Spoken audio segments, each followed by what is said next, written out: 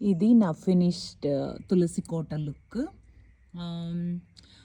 పైన red white అనే traditional లుక్తో చుక్కలు పెట్టాను.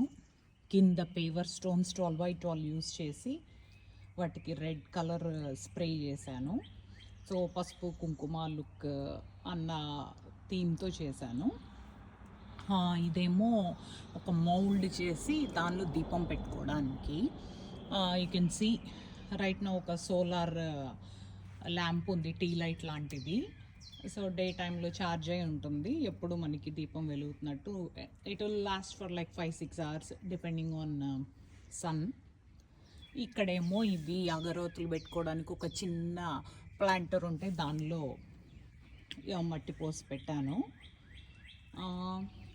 ఒక సైడ్ నామాలు, ఇంకొక సైడ్ ఓం,